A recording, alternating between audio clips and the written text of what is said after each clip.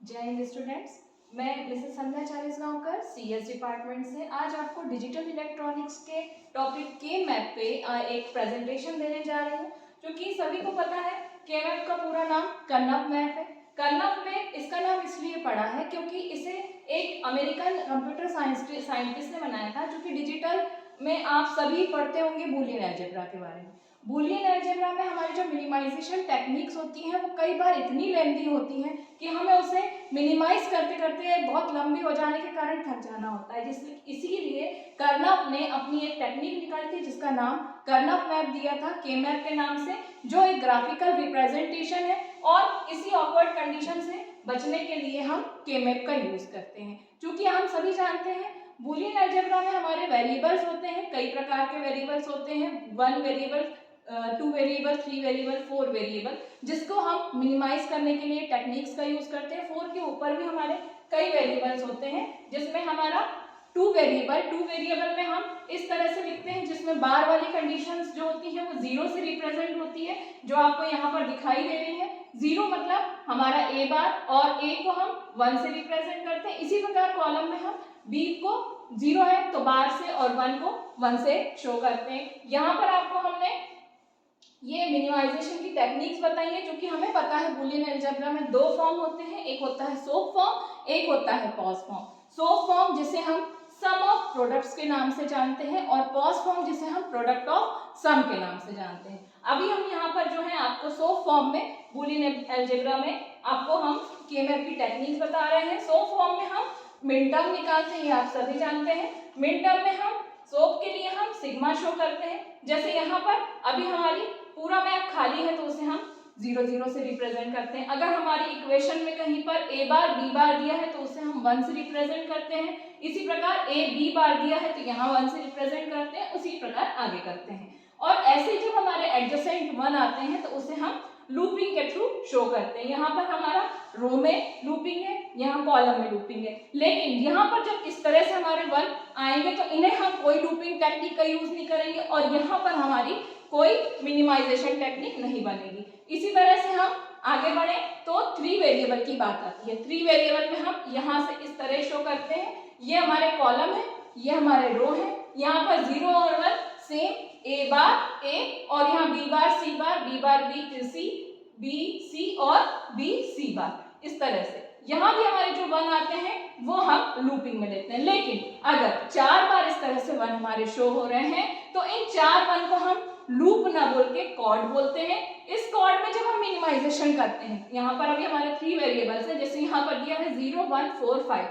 0 हम सभी जानते हैं 0 0 0, यहाँ हम 1 डिनोट कर रहे हैं। यहाँ हम जानते हैं 0 0 1 1 होता है, यहाँ हम 1 डिनोट कर रहे हैं। हम सभी जानते हैं 4 में 1 0 0 होता है तो वहाँ यहाँ 1 डिफाइन कर रहे हैं। इस तरह हम जानते हैं कि 1 0 1 5 हो रहा है तो हम यहाँ पर 1 डिफाइन कर रहे हैं, और इसका हम एक कॉर्ड बना रहे हैं। इसी कॉर्ड से हम मिनिमाइज करते हैं। जैसे हमें यहाँ पर समझ आ रहा है कि ए बार और ए है तो यहाँ पर हम ए को एलिमिनेट करेंगे, साथ ही यहाँ पर सी बार और सी है तो हम सी को भी एलिमिनेट करेंगे, और इस प्रकार हमारा आंसर यहाँ पर बी बार आ रहा है। इसी प्रकार हमारे एक लाइन में 1 हो तो भी हम इस तरह से कॉर्ड को डिफाइन कर सकते हैं। यहाँ पर भी हम लूपिंग के इसे बता रहे हैं। यहाँ पर जब हमारे कॉर्नर में इस तरह से 1 होते हैं तो ये हमारे सिंगल 1 ना होकर, क्योंकि ये हमारे आमने सामने हैं, इसलिए हम यहाँ पर इनको एक लूप की तरह ट्रीट करते हैं। सेम कंडीशन यहाँ है, और सेम ऐसे ही लास्ट वाले में अगर हमारे चारों कोनों पे 1 आते हैं तो भी हम उन्हें कॉर्ड के फॉर्म में डिफाइन करते हैं। इसी तरह हम नेक्स्ट आते हैं जब हमारा 4 वेरिएबल है। 4 वेरिएबल में भी हमारे इसी तरह से यहाँ पर डिफाइन होता है। सेम कंडीशन यहाँ पर भी लूपिंग की चलती है। अगर हमारे आमने सामने के 1 आते हैं इस तरह से तो भी हम उनके लिए एलिमिनेशन टेक्निक्स का यूज करते हैं। यहाँ पर इस क्वाड के लिए भी है।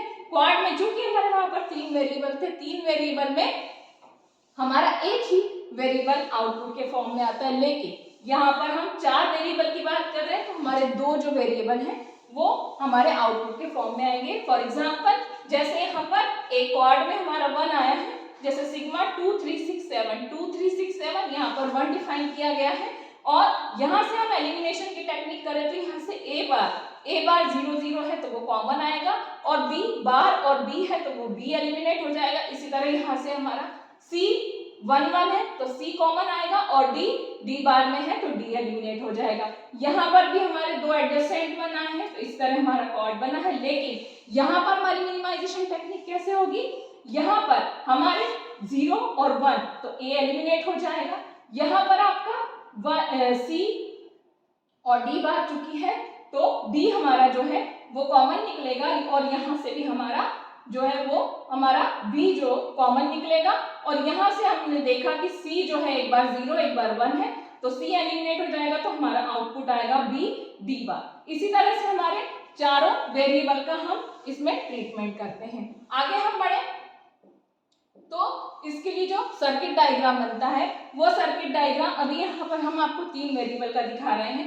3 वेरिएबल में हमारा सिग्मा 3 5 6 7 मिड टर्म दी हुई है, 3 5 6 7।